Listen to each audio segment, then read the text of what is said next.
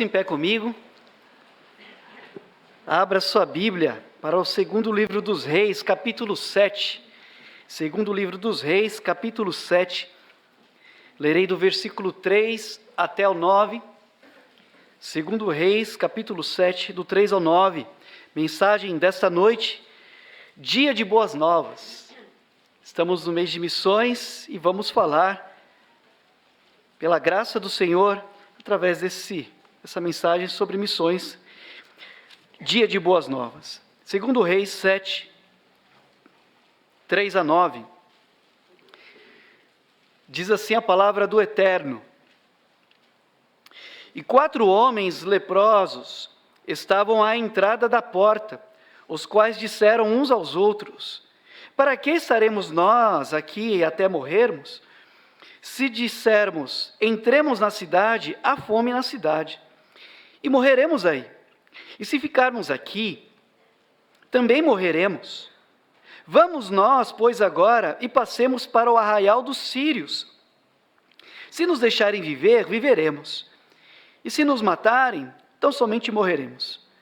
E levantaram-se ao crepúsculo para irem ao arraial dos sírios. E, chegando à entrada do arraial, eis que não havia ali ninguém, porque o Senhor fizera ouvir no arraial dos sírios ruído de carros e ruído de cavalos, como o ruído de um grande exército, de maneira que disseram uns aos outros: Eis que o rei de Israel alugou contra nós os reis dos heteus e os reis dos egípcios, para virem contra nós.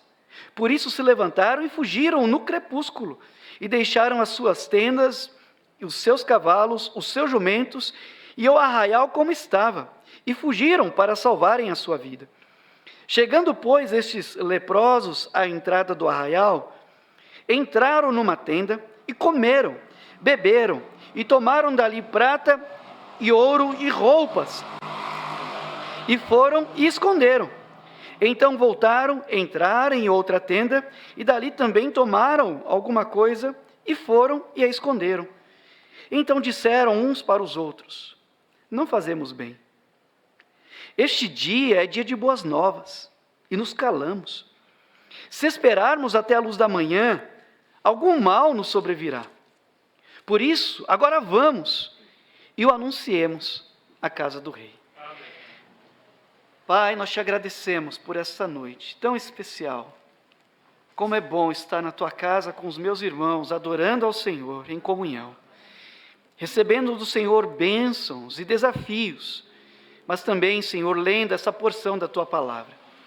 E nós oramos ao Senhor que se agrade de usar a mensagem desta noite para falar ao coração do teu povo. É o teu povo aqui presente, Senhor, prontos para ouvirem a voz do Senhor. Que o Senhor nos fale e nos desafie para a obra que o Senhor nos confiou. E nós oramos em nome de Jesus. Amém. Podemos sentar? Dia de boas novas. O mundo não vai muito bem. A situação do mundo não é boa. Mas Jesus disse: Ide por todo o mundo e pregai o evangelho a toda criatura. O mundo vai de mal a pior. As pessoas estão sem esperança. Já não creem no futuro, ou não sabem do futuro, ou que esperam do futuro. Mas há boas novas, inclusive para quem está sem esperança. É que todo aquele que crê em Jesus será salvo da condenação do pecado. E isto é uma boa notícia. O mundo jaz no maligno, mas há esperança para quem crê em Jesus. E pensando um pouco na passagem que nós lemos, pensando sobre o reino de Israel, o reino do norte não vivia uma era muito boa. A situação era muito ruim em Israel. E quando uma nação que deveria ter conhecimento de Deus e tem a oportunidade de servir ao Deus do universo, ou ao Criador do universo, mas dá as suas costas a Ele, certamente o resultado não pode ser bom. Israel era conhecido como Reino do Norte. Lembre-se de que houve uma divisão do reino de Israel, onde parte das tribos de Israel ficaram com Judá, ou seja, formou-se o Reino do Sul, e o restante das tribos ficou com Israel, ou o Reino do Norte. E nesse contexto em que nós lemos a passagem, Eliseu era profeta, ou o principal profeta do Reino do Norte, do Reino de Israel. Ele que substituíra Elias, que fora tomado pelo Senhor, num tempo em que Israel, o Reino do Norte, vivia um tempo de escuridão, porque já não mais adorava a Deus, ou o Deus Criador do universo, que inclusive havia tirado o povo de Israel do Egito, mas estavam adorando a Baal. O rei daquela época era Jorão, filho de Acabe. E a situação política daquela nação ou daquele reino não era boa, porque além de estarem afundados em questões espirituais, distante do Deus verdadeiro, eles também estavam cercados pela Síria. Samaria, capital do Reino do Norte, capital de Israel, estava cercada pelo inimigo, ou pelo povo inimigo. Claro, porque abandonaram a Deus. E como estavam cercados pelo rei da Síria, eles não poderiam sair nem entrar. E o problema é que então a comida que eles tinham estava acabando. Eles estavam entrando em desespero a tal ponto que pessoas estavam dispostas ao canibalismo. Um pouquinho antes você vai ver que duas mães fizeram um acordo para comerem, para se alimentarem dos seus próprios filhos.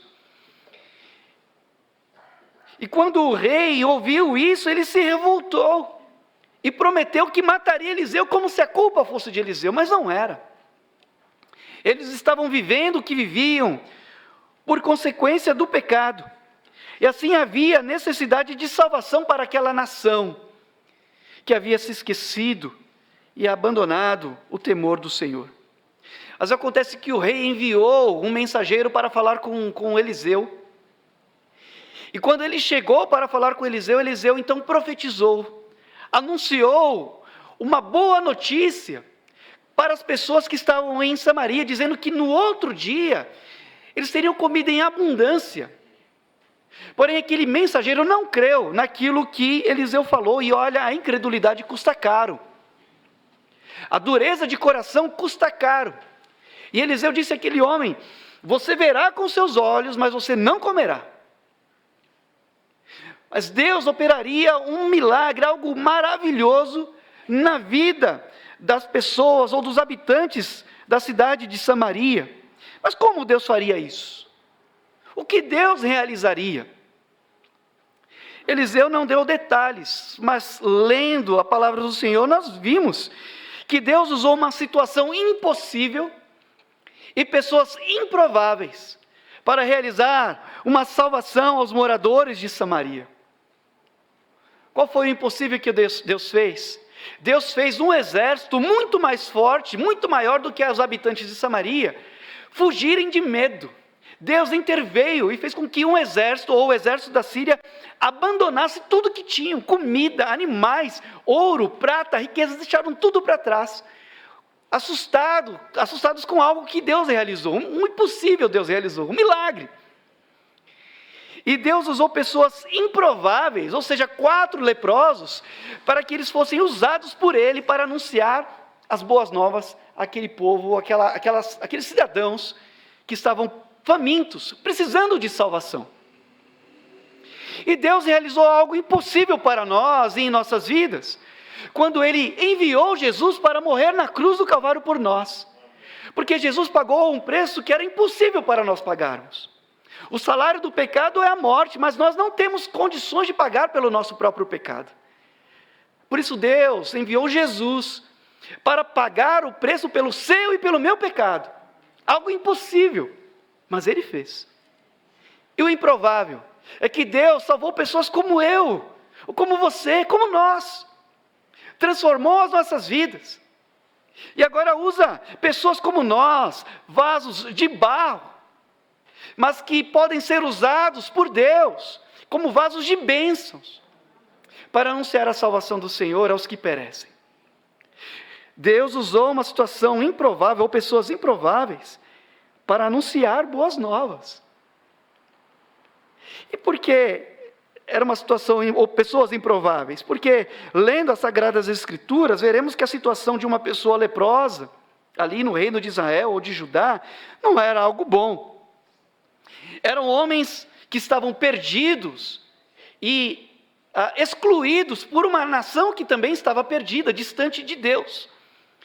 Era o cumprimento da lei, porque a lei dizia que quando houvesse um leproso, ele deveria ser colocado fora da cidade, ele era considerado impuro, impróprio para conviver com outras pessoas e participar de uma cerimônia.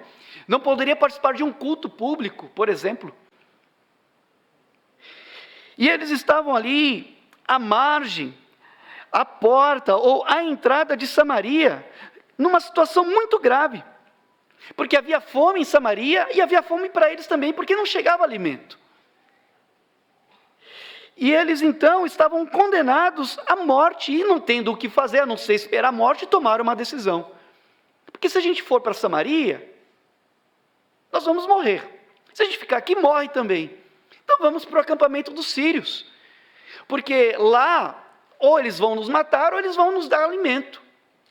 Só que eles não sabiam que Deus estava promovendo um livramento, e que eles seriam um instrumento nas mãos de Deus para a salvação de uma cidade. Eles não sabiam, mas Deus estava agindo.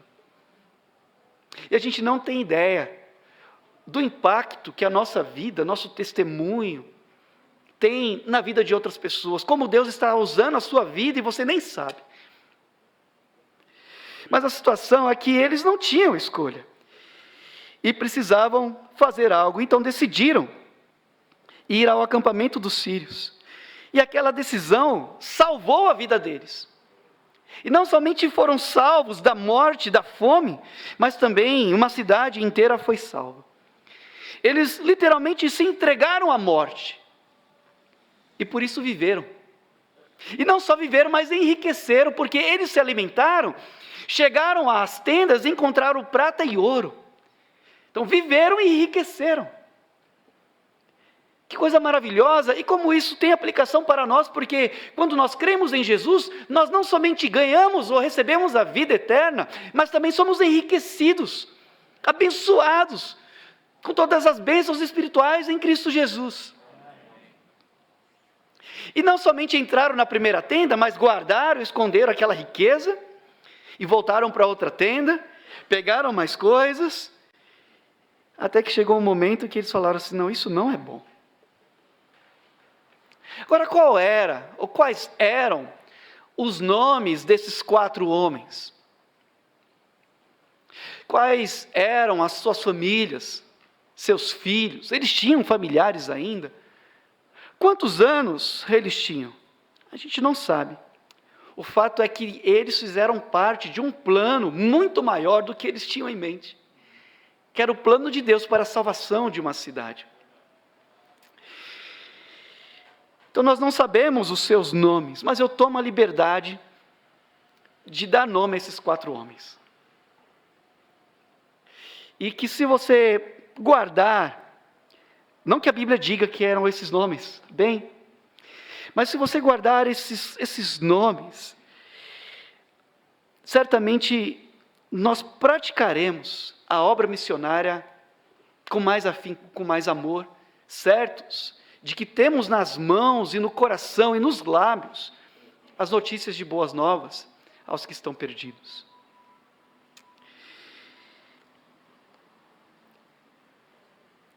E qual seria o primeiro nome que eu daria a um desses homens? Eu chamaria o primeiro de consciência. Consciência. A Bíblia não diz que eles foram purificados da lepra, mas algo extraordinário aconteceu no coração daqueles homens. E quando eles tiveram ideia do que estava acontecendo, então alguém chamado consciência falou, não podemos nos calar. Assim, todo aquele que foi salvo e tem o coração purificado pelo Evangelho para uma consciência sã, não pode se calar a respeito das boas novas que alcançaram o seu coração. Eles disseram, ou um chamado consciência disse: nos calamos, e isso não é bom. Não é bom se alimentar, se fartar enquanto há pessoas passando fome. Não é bom enriquecer enquanto os nossos irmãos lá em Samaria estão na miséria. Não é bom acharmos abundância e termos mais do que nós precisamos, enquanto outros não têm mais esperança alguma. Então a consciência falou: não é bom nos calarmos. Paulo tinha essa consciência. Tinha essa consciência da necessidade de anunciar o Evangelho a todos que passassem pela sua vida, ou a quem Deus o enviasse para falar a respeito de Jesus. Ele tinha essa consciência, porque ele disse: eu sou devedor. Eu sou devedor aos judeus, eu sou devedor aos gregos, e eu não me envergonho do Evangelho, porque é o poder de Deus para a salvação de todo aquele que crê, primeiro do judeu como também do grego. E nós sabemos que Paulo se esforçou para pregar o Evangelho porque ele tinha essa consciência de que ele não podia se calar, e mesmo preso, ele falava. E ele poderia estar preso, mas a palavra não está. E é ela, a palavra de Deus, que coloca em liberdade os cativos. É dia de boas novas, e nós não podemos nos calar. É a consciência de alguém purificado pelo Evangelho, que entende, ao ler as Sagradas Escrituras, ide por todo mundo e pregar o Evangelho, que faz ir, que vai. Como Sophie Miller, uma americana de Nova York, perguntaram para ela: como foi o seu chamado para ir trabalhar entre os indígenas da Amazônia? Ela falou assim: chamado? Eu abri a Bíblia, estava escrito de por todo mundo pregar o Evangelho, e eu fui. Consciência da necessidade de se pregar o Evangelho. É a consciência de alguém que foi salvo pela palavra do Senhor ou tocado pelo Evangelho, que vai a uma tribo na floresta amazônica, porque há pessoas ou há indígenas que ainda hoje, quando nascem filhos gêmeos, enterram os seus filhos ou um dos meninos, por causa de falsas crenças. É a consciência da necessidade de boas novas ou do Evangelho, que pessoas vão às tribos porque ainda há indígenas que comem ossos, achando que vão ser boas como aquelas outras. É a consciência da necessidade de pregar o Evangelho, que pessoas vão às tribos porque ainda há alguns que abandonam seus filhos porque têm lábios leporinos. É a consciência tocada pelo Evangelho, que incomoda o coração daqueles que sabem que há pessoas que queimam incenso a Buda, a Hare Krishna, a deuses que não são deuses, e não conhecem o Deus verdadeiro. É uma pessoa com a consciência tocada pelo Evangelho, que teve crises existenciais, mas foi transformado pelo Evangelho. E agora vai em busca daqueles que têm lutado contra suas crises, dizendo que há alegria para quem crê em Jesus. Amém. Que há transformação para quem se render ao nosso Salvador. Eu não me esqueço de quando estava num campo missionário e uma das senhoras que, através do trabalho, entregou a sua vida a Jesus, fomos visitá-la no outro dia. Estávamos duas irmãs e ela chamou as suas vizinhas. Ela disse: hoje mesmo, irmão, eu liguei para o meu filho para falar, eu entreguei a minha vida a Jesus, e nos convidou para visitá-la. Casa simples, mas linda, bem cuidadinha, aquele cheirinho de casa cuidada, aquele chão vermelho. E ela chamou as suas vizinhas, e uma alegria, ela ganhou uma Bíblia, e ela começava a abraçar a Bíblia, a beijar a Bíblia, uma alegria. E ela falou, e a vizinha dela falou assim: eu estou percebendo que ela está alegre, alguma coisa aconteceu. E eu disse para ela: fala para ela o que foi que aconteceu. Ela falou assim: eu estou assim, sabe por quê? Porque eu entreguei minha vida a Jesus. E se você entregar a sua vida a Jesus, você vai entender a alegria que eu estou sentindo. Mas tudo isso porque alguém teve consciência e testemunhou a respeito das boas novas. Um cristão que foi alcançado pelo Evangelho não se mantém egoísta, não se fecha em si mesmo, porque se a consciência de alguém purificado o leva a anunciar as boas novas, o egoísmo indica um coração impuro. Aqueles homens leprosos talvez tenham continuado leprosos, mas o coração foi transformado. Nós não nos tornamos perfeitos, ainda continuamos com essa natureza pecaminosa. Mas e dentro? Que coração temos recebido do Senhor? Mas ainda há um segundo que eu chamei de responsabilidade. Se o primeiro era consciência, o segundo eu chamo de responsabilidade. Sem consciência não se faz missões, e sem responsabilidade também não. E aquele que foi salvo tem o coração purificado pelo Evangelho para uma responsabilidade de que ele não deve se calar. Há uma responsabilidade sobre nós.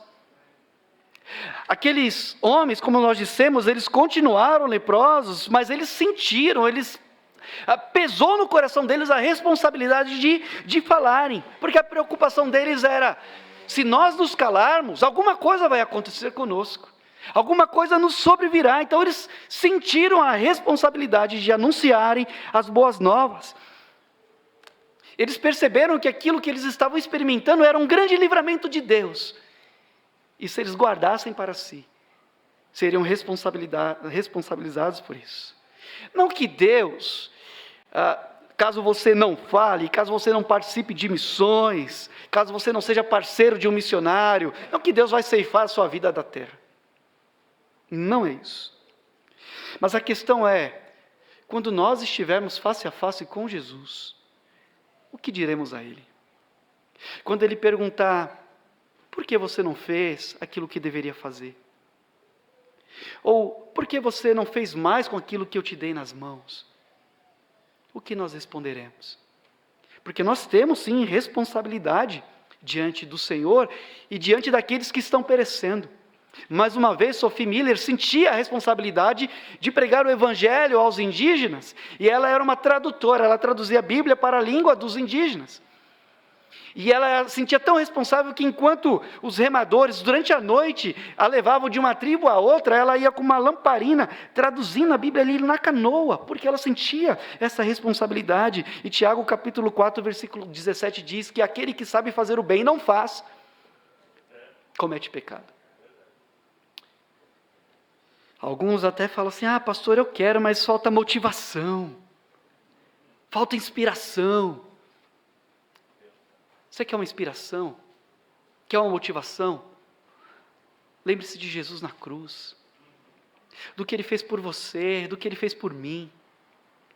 Lembre-se dos cravos em suas mãos, da sua face ensanguentada, ou da sua sede na cruz, por mim e por você.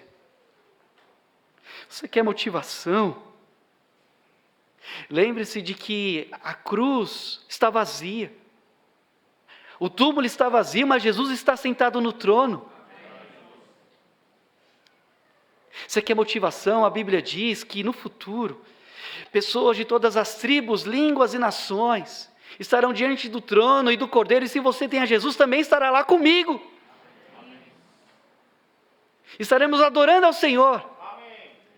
E certamente nós olharemos para o lado, e talvez algum vai dizer assim, obrigado, porque você não fugiu da responsabilidade de me falar de Jesus.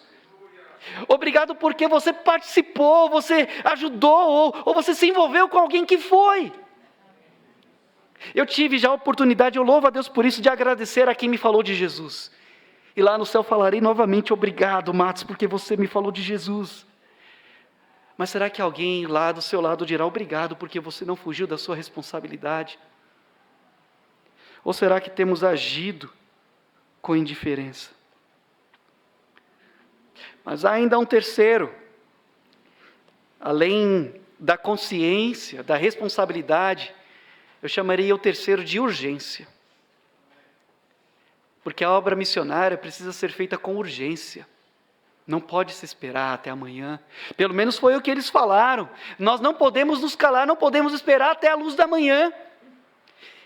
Eles chegaram lá no crepúsculo, no finalzinho da tarde. Então ainda era noite, mas eles não falaram, vamos esperar amanhecer para a gente falar. Não, vamos agora. Precisa anunciar agora. Porque havia lá em Samaria pessoas desesperadas. Havia em Samaria pessoas dispostas ao canibalismo. Se eles esperassem mais uma noite, talvez mais uma pessoa morreria de fome. Talvez mais alguém tiraria sua própria vida por falta de esperança. Não dá para esperar até amanhã. E quando nós lemos e ouvimos testemunhos de missionários que foram anunciar o Evangelho a povos não alcançados ou pouco alcançados, inclusive muitos missionários que foram às tribos indígenas, talvez a irmã Gabriela tenha já ouvido histórias assim, eles falam a respeito de alegria e tristeza daqueles que entregam suas vidas a Jesus. Alegria porque foram salvos, alegria porque receberam as boas novas e creram e foram salvos. E quando sabem que agora são novas criaturas, tornaram-se filhos de Deus em Cristo Jesus, há uma alegria, mas passa o tempo e a ficha cai. E o que aconteceu com os nossos pais? Com aqueles que morreram antes de vocês virem? E eles perguntam, por que vocês não vieram antes? Por que vocês não foram enviados antes? Será que tinha alguma coisa mais importante do que vir falar? Porque se vocês tivessem vindo antes, os meus pais não estariam no inferno. O que vocês estavam fazendo, que era tão urgente, que era tão importante para não virem falar a respeito de Jesus a nós? E sabe que até o inferno clama para que nós enviemos mensageiros. Jesus contou a respeito de um homem que morreu e foi levado a um lugar de tormenta. E ele clamava, dizendo, pai Abraão, manda alguém à casa dos meus pais, ou à minha casa, porque eu tenho 5 irmãos, e eu não quero que eles venham para este lugar. Ele disse, porque tenho 5 irmãos, e mande alguém para que lhes dê testemunho, fale de boas novas, a fim de que não venham eles também para este lugar de tormento. Se nós tivéssemos a oportunidade de passar pelo menos um segundo no inferno, nós voltaríamos mais evangelistas do que nunca. A obra missionária precisa ser feita com urgência. Mas além da consciência, da responsabilidade e da urgência, ela precisa ser feita com atitude. E seria o 4º nome que eu daria a um desses homens. Atitude. Porque quem foi salvo e tem o coração purificado pelo Evangelho, passa a entender que é a atitude que o faz levar as boas novas adiante. Porque aqueles homens se levantaram e foram, tomaram uma atitude. Eles foram levar as boas novas àquela cidade. E como foram salvos, Samaria também seria salva. Eles eram portadores da verdade, eram portadores da mensagem de salvação para aquele momento. Haveria aqueles que ouviriam e não creriam, sim. Inclusive, aquele que foi levar a mensagem a Eliseu, morreu, porque não creu. E mesmo o rei, quando recebeu a notícia de que os sírios tinham abandonado, ele duvidou, falou, vou mandar alguns espias, porque talvez seja uma cilada, uma armadilha. Mas isso não era problema dos homens que levavam as boas novas. O trabalho deles era anunciar. E bem-aventurado aqueles que ouviram e creram. E às vezes a gente fica preocupado, será que vão crer? Será que vão se entregar a Jesus? Isso não é um problema nosso. Nosso desejo é que creiam. Mas convencer é um trabalho do Espírito Santo. Só não podemos ficar parados. Só não podemos ficar de braços cruzados. Que aqueles que um dia foram rejeitados, aqueles leprosos, eles tiveram uma atitude. E se tornaram instrumentos para a salvação de um povo em desespero. E quem melhor do que alguém que já foi rejeitado, para ser usado por Jesus, para que Jesus alcance os rejeitados? Quem melhor para alguém que já foi ferido e curado por Jesus, para levar Jesus aos que foram feridos? Quem melhor como alguém que de fato reconhece que é de barro, para alcançar os que estão frágeis ou são frágeis. Quem melhor que alguém que teve o seu coração transformado e agora tem a alegria da salvação de Jesus, para levar Jesus aos abatidos. Você é essa pessoa. Você, como eu, é de barro. É um vaso de barro. Mas nas mãos do Senhor podemos ser um vaso de bênção para anunciar as boas novas. Deus usou 4 homens condenados pela lei para que, por graça, a vida fosse trazida a uma cidade inteira. O mundo está perdido. Nem todo mundo tem consciência disso, mas nós sabemos. E nós temos a mensagem de salvação, que é o Evangelho. Evangelho é boas novas. É o Evangelho que transforma o homem de uma forma completa. Mas você tem consciência disso? Nós percebemos a responsabilidade que temos nas mãos? Nós percebemos a urgência?